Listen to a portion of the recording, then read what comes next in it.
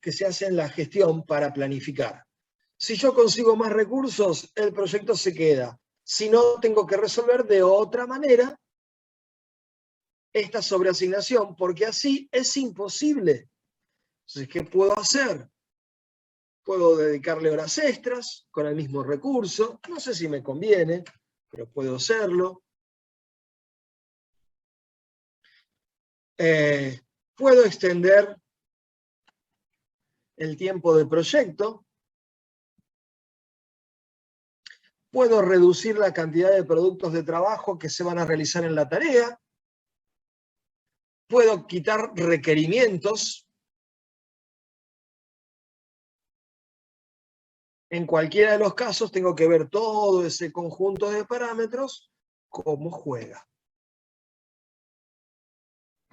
Independientemente de eso, si por ejemplo yo supiera, y estoy imaginando, si yo supiera que el módulo B solo puede comenzar, y ahí tomo lo que decía, creo que era Agustín, que depende del ciclo de vida también.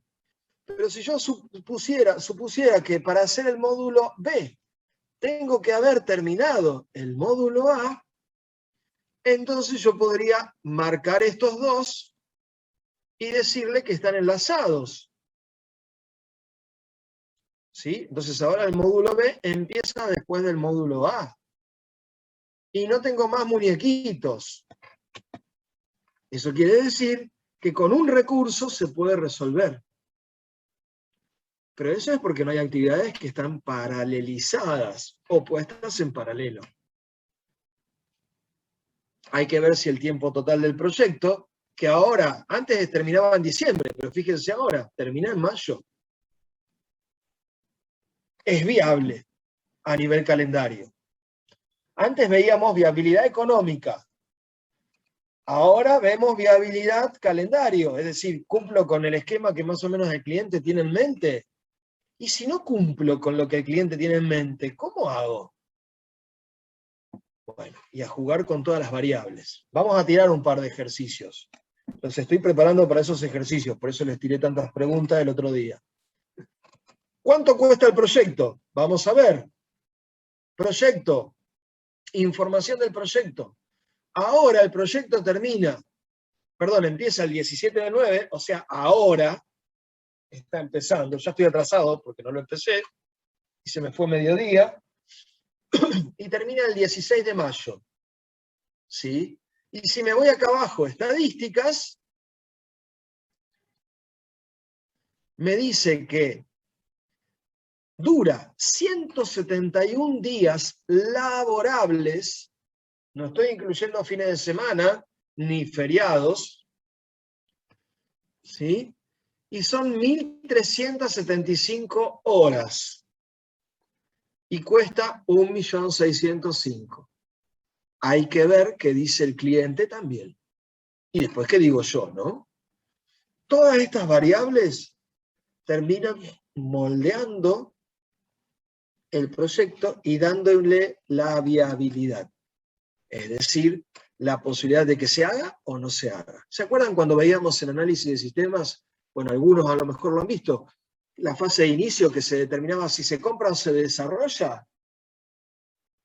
Bueno, básicamente estamos haciendo eso, tomando esa decisión, porque si el cliente no acuerda con los parámetros del proyecto, nosotros sabemos que al no acordar no vamos a poder cumplir, por lo tanto no tiene viabilidad.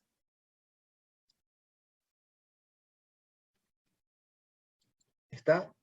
Bien, me voy a hacer una hoja nueva porque quiero hablar de esto.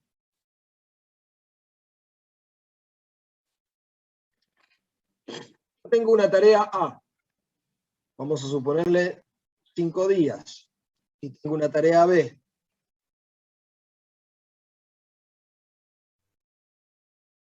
Vamos a suponerle 7 días.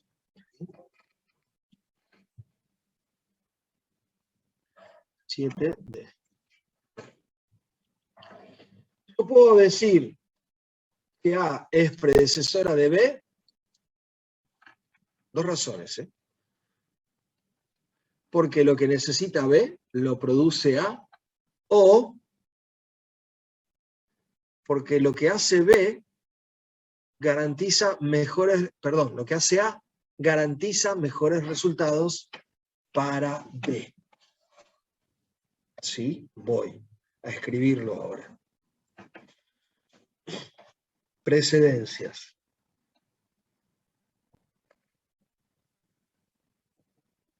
Entre tareas.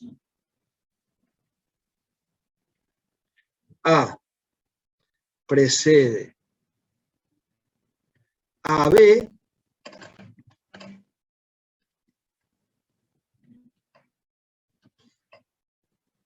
lo que produce A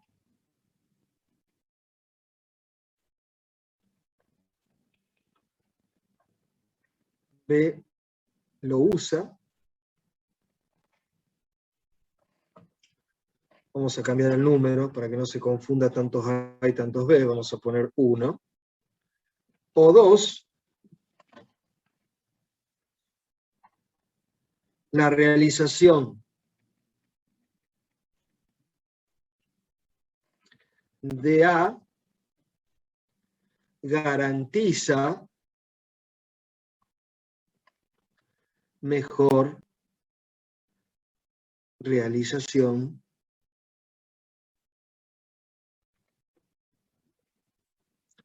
de B. ¿Sí?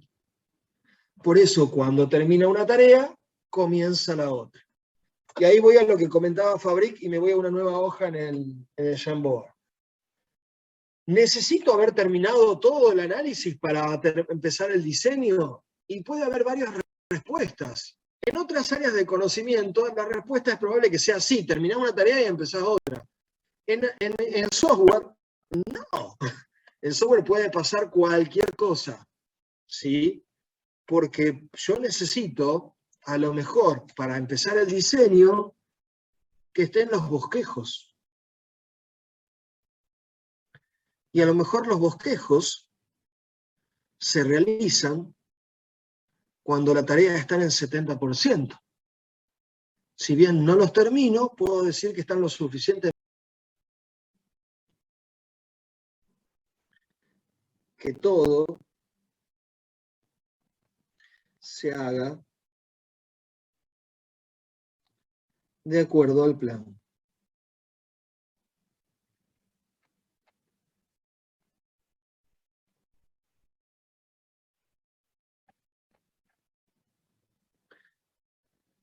Para eso,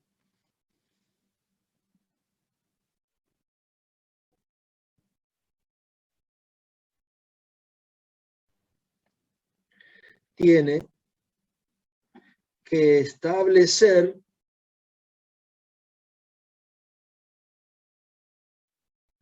en el plan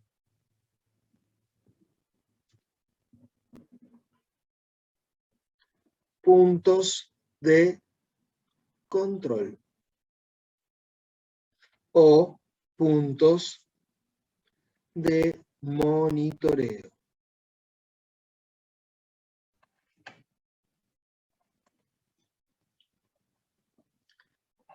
En la ejecución del proyecto, el líder del proyecto va a estar monitoreando. Pero los puntos de control se establecen en el plan de proyecto. Por lo tanto, se hicieron durante la planificación. Cuando se realiza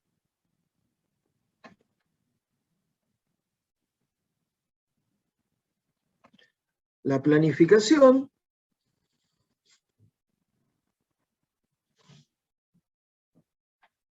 también se definen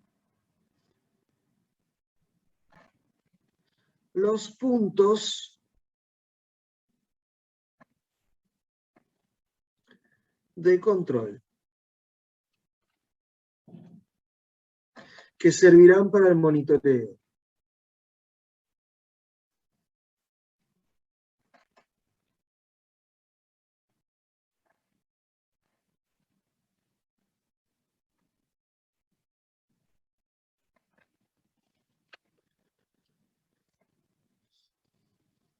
¿Qué se busca?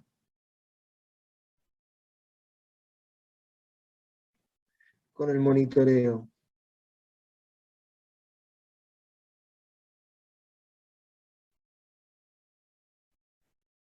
Respuesta. O sea, esta pregunta no va a estar en el examen porque ya está contestada acá. Detectar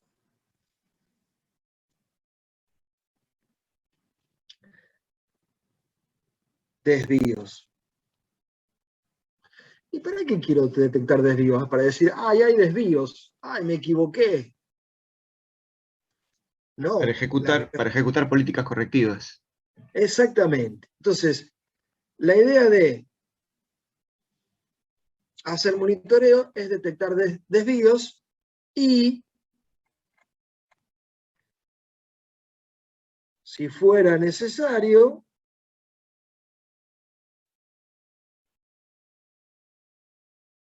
ahora explico por qué, corregir, ajustar,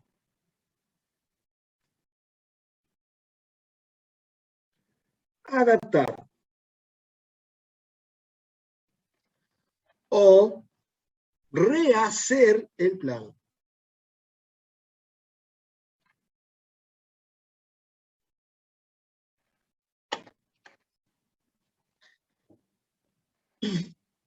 ¿Por qué digo si fuera necesario? Porque no todo lo que se desvíe lo voy a tocar. ¿Qué tiene que pasar? Para hacer monitoreo de algo, el desvío tiene que ser significativo.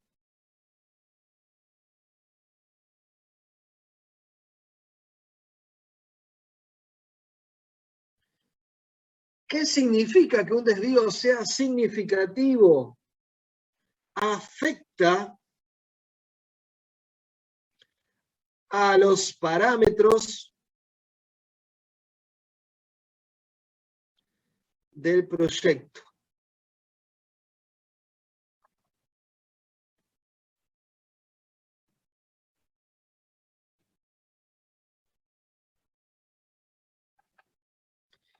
Entonces, si yo monitoreo, es decir, controlo en el punto de control que dije que iba a controlar y encuentro un desvío significativo que definí, no que se me ocurre, que definí, algo que no ocurre siempre, y veo que se está produciendo o tiene una tendencia de producirse, voy a hacer o realizar acciones para corregirlo, adaptarlo o volver a empezar en extremo, ¿sí? Profe, una pregunta, ¿desvío de qué? O sea, ¿de tiempo sería? Ahora vamos, ahí vamos. Por lo tanto, y vamos a decir lo que dijo Fabric, se realizan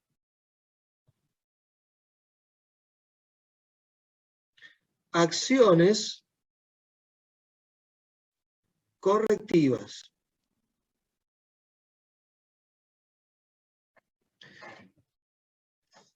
¿Está? Bueno. ¿Qué se desvía? Se desvían los productos de trabajo.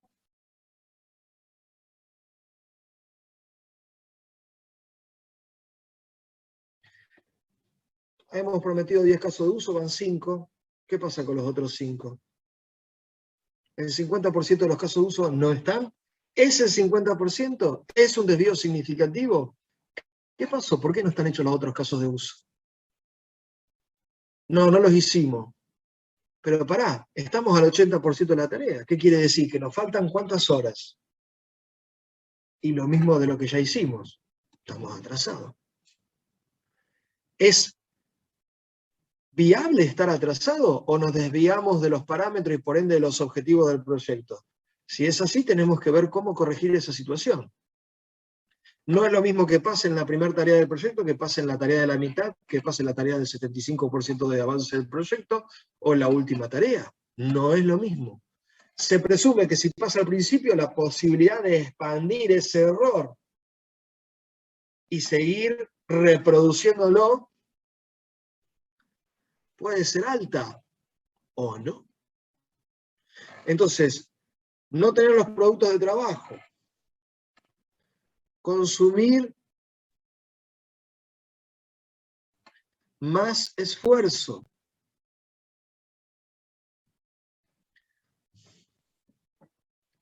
aparición de nuevos requerimientos,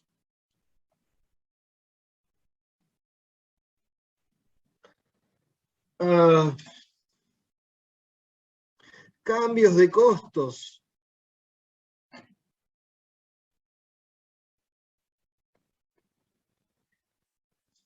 etcétera, etcétera,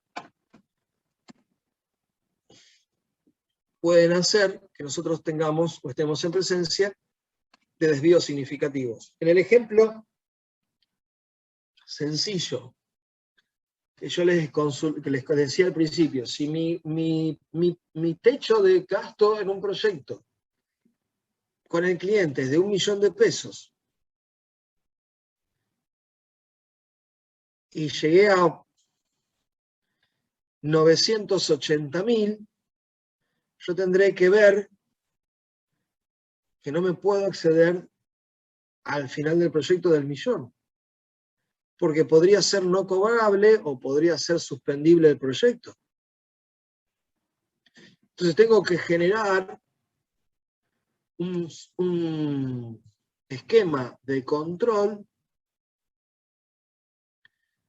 que permita no correrme de ese punto. Y si me corro, ¿qué hago? Entonces, tendría que definir, vamos a hacerlo a nivel diccionario de datos. Por cada punto de control,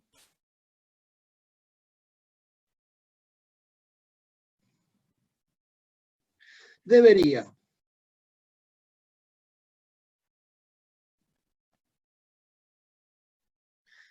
decir cuándo se realiza, decir que se monitorea, indicar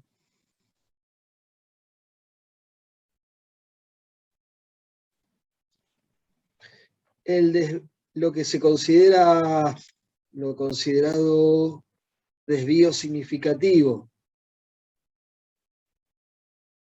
Pero esto antes del proyecto, ¿sí? O sea, cuando estoy antes de lanzar, antes de ejecutar. Indicar lo que es considerado como desvío significativo.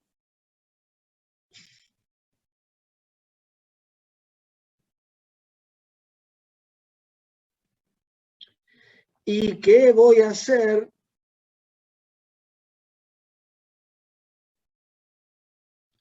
¿Qué voy a hacer en caso de haber desvío?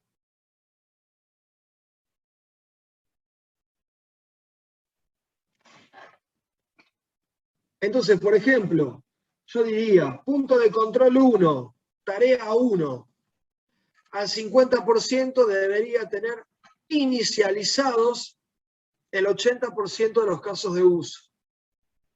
No estoy diciendo terminado, digo inicializado. ¿Por qué? Porque si no los tengo inicializados, en el 50% es lo que tenían que hacer. Entonces, a lo mejor, cuando encuentro esa situación, lo primero que tengo que hacer es una reunión para ver si esto está sucediendo y reacomodar cuáles son los objetivos del análisis. Con esa acción correctiva, a lo mejor es suficiente. Ahora tengo que hacer un trabajo de pensar cómo puedo corregir el desvío y cuál puede ser la causa del desvío. Déjenme poner causas. Estoy escribiendo en el Jamboard, ¿no?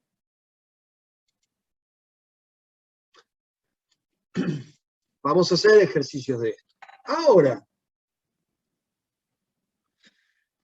los puntos de control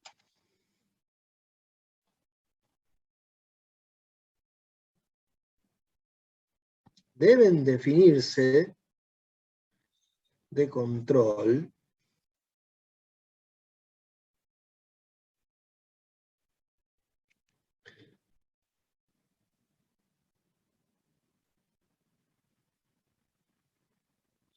de modo tal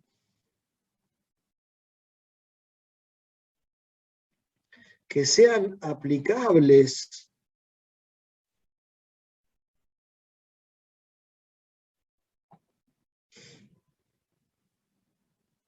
las acciones correctivas.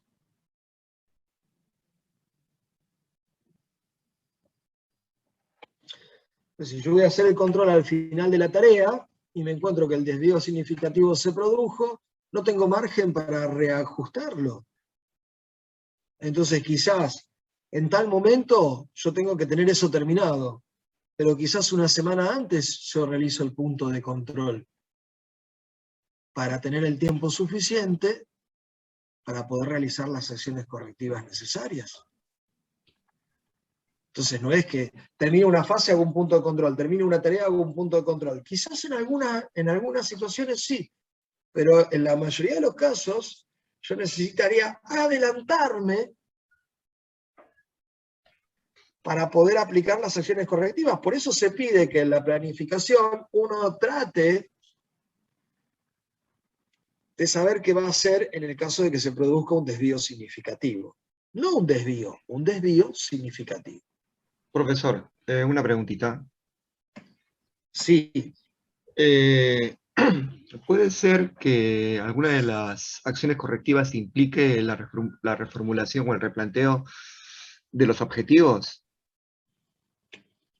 O sea, usted lo acaba de decir, pero digamos, a uno como empleado ¿cómo sería? Es como que nos pone en una situación incómoda, ¿no? Ante el cliente, digamos, replantear el objetivo, decir, bueno, nos equivocamos, o sea, no. ¿no? Por eso es importante que el cliente sepa, se terminó el drama en la gestión de proyectos, ¿sí? Se terminó la onda Lady Gaga. Antes era o es dramático o alguien tiene que morir, quiero la cabeza de tal ministro, todo eso es re ochentoso. Esto que pasa en el gobierno ahora es de los 80, que se peleen los ministros. Eso no se hace, por ejemplo. Tampoco se produce en una organización. La organización tiene que tener en cuenta que lo que hizo fue una estimación. Y la debilidad de la estimación está en la calidad de la información de entrada, de los datos de entrada. Si yo tuve requerimientos que todavía se están moviendo y existe un atraso, y ese atraso se produjo porque se descubrieron los verdaderos requerimientos, eso es un éxito, pero no estaba planificado. Entonces, tener que replanificar en base a ese éxito no tiene por qué ser malo, sino al revés, no nos comimos de hacer un sistema inútil que lo vamos a entregar dentro de 6 meses, sino que nos dimos cuenta al principio y lo estamos replanificando con el cliente.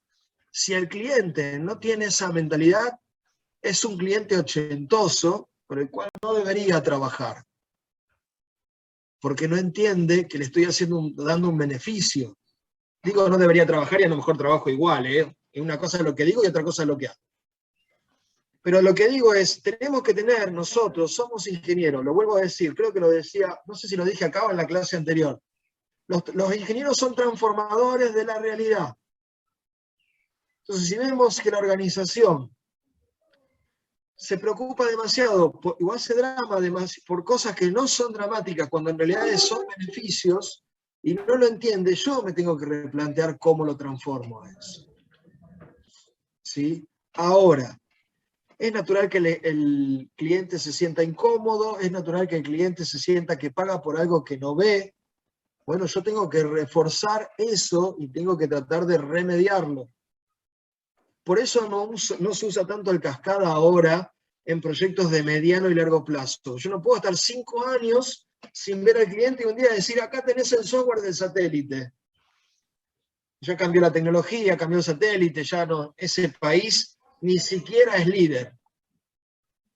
Entonces, ¿qué hago? De acuerdo al proyecto, diré, el ciclo de vida cascada no me sirve, buscaré un ciclo que me permita hacer entregas útiles, no cualquier entrega, para que se sienta el cliente que hay progreso, y definiré qué es progreso para el cliente. Todo defino. No sé si lo escribo, pero por lo menos lo defino. Y una vez que lo tengo definido, me manejo con esos parámetros. Ahora, si el cliente evoluciona, ¿cómo no lo voy a entender si nosotros estamos dentro de un área de conocimiento donde todas las cosas evolucionan todo el tiempo? Entonces, no está mal que haya que replanificar. Hay que sacarse eso del ADN. Eso nos vino por el ADN de nuestros viejos, donde en los 90, los 80, los 70, o eras exitoso o eras un fracaso. No existe, no existe. Existe todavía, pero no debería. Hay cosas que hay que desdramatizarlas y relativizarlas y trabajar en consecuencia para mejorarlas. Cuando yo no encuentro puntos de mejora, es donde tengo que hacer un paso al costado y decir, no, no podemos llegar al millón de pesos, no hay forma. No podemos llegar a los 6 meses, no hay forma. Entonces ahí el cliente tiene las herramientas para decidir si sí o si no, y si es sí, con cuántos requerimientos, y si es no, con qué se quedó de todo lo que hicimos, porque hay un montón de trabajo realizado. Mira, yo una vez tenía un proyecto donde el proyecto me daba 6 meses. Hay clientes a los que les encanta pagar al final. Al final para mí es tarde. Para mí es tarde. ¿Qué hago 6 meses? Tengo que ir a hacer otra actividad. No voy a decir cuál. Tengo que ir a hacer otra actividad. Entonces, ¿qué hago?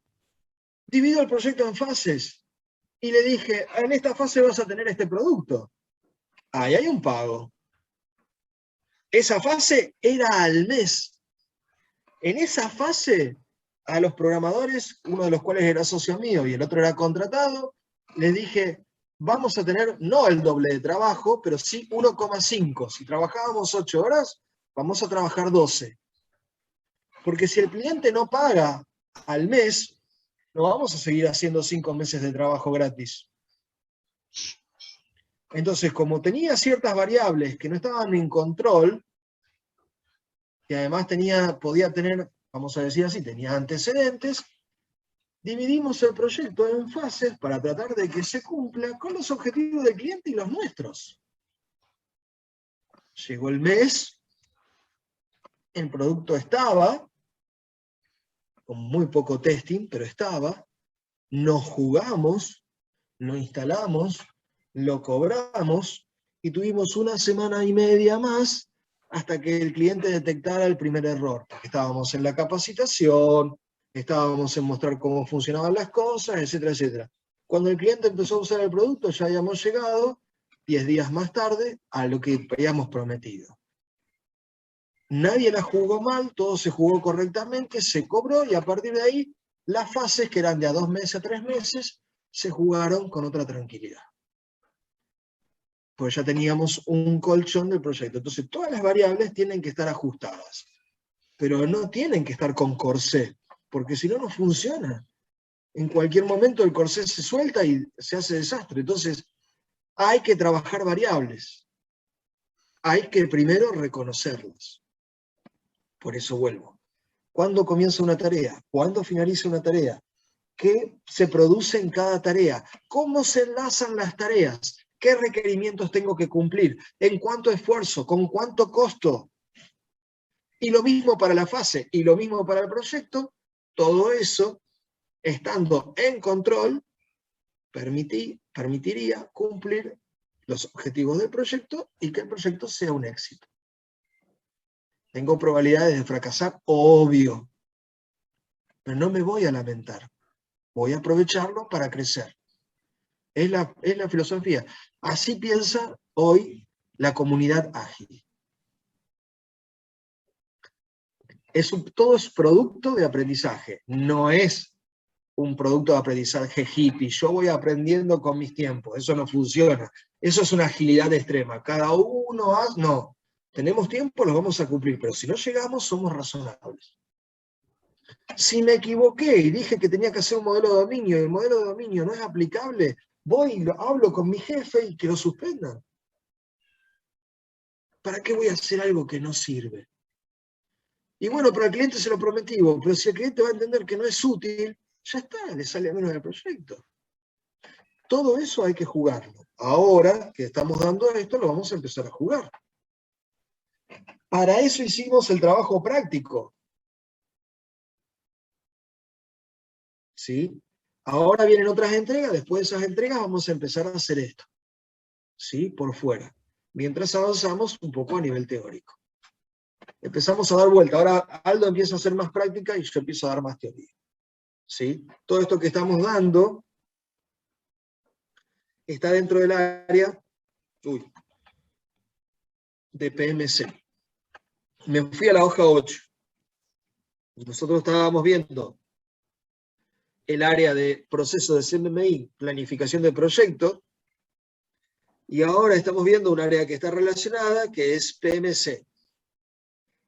Que en inglés, a ver si me acuerdo, es Project Management Control, o algo similar. Control, no, M es de monitoreo, monitoring. Control y monitoreo de proyectos, en donde en la planificación defino los controles que voy a hacer y en la ejecución los llevo adelante. ¿Y voy a encontrar desvíos? Sí, pero yo ya pensé cómo lo voy a resolver. Ese trabajo lo vamos a hacer acá.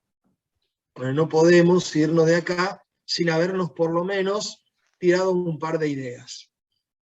Después de esto, es probable que veamos gestión de riesgos. No vamos a ver gestión de riesgos de ADR, vamos a usar lo que vieron de ADR y vamos a ver la diferencia. ¿Está? Bueno, ¿qué nos queda para la próxima clase? Hoy vamos a cortar acá. Estaría bueno que lo lean, si quieren. La verdad es que no me preocupa. Hay un par de conceptos que son muy interesantes que empiezan a aparecer en los proyectos, porque después vamos a ver cómo aparecen los puntos de control en un GAN, o si me conviene que esté en otro lado, en lugar del GAN. ¿Sí? Pero además de los puntos de control, hay un par de conceptos que los estoy escribiendo en este momento.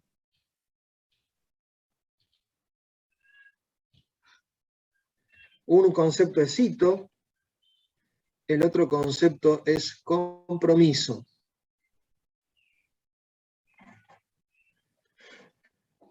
Me está faltando uno. Y el otro, bueno, puntos de control lo estamos viendo. Otros dos conceptos que son interesantes, que también nos van a ayudar a pensar, y que alguna vez me hicieron una pregunta hace un par de semanas atrás. Me dijeron, ¿y eso se cobra o no se cobra? Y yo les dije, en un momento les dije que no, y en otro momento les dije que sí. Bueno, con los compromisos vamos a ver eso también.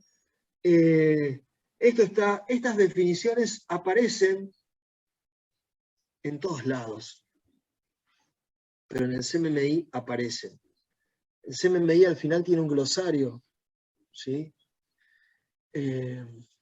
Fíjense si pueden encontrar, sobre todo la palabra compromiso e hito.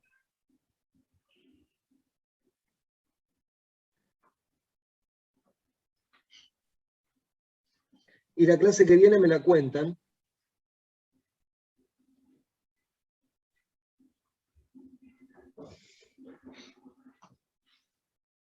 No les voy a pedir una tarea para esto.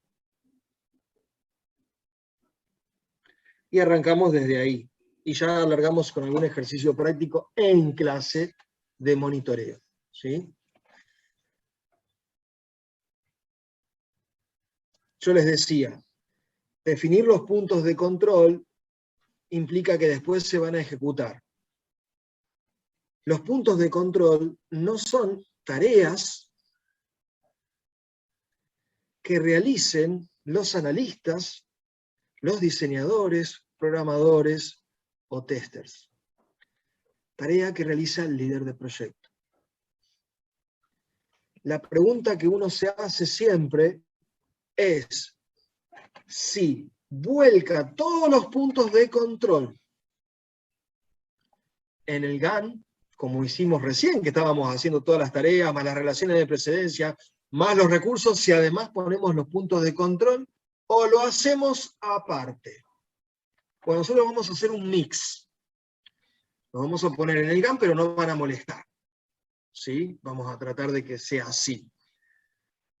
Pero la idea es no ensuciar el modelo puro, que es el modelo de desarrollo. Pero son nuevas tareas. Las nuevas tareas son las tareas de monitoreo. ¿Sí?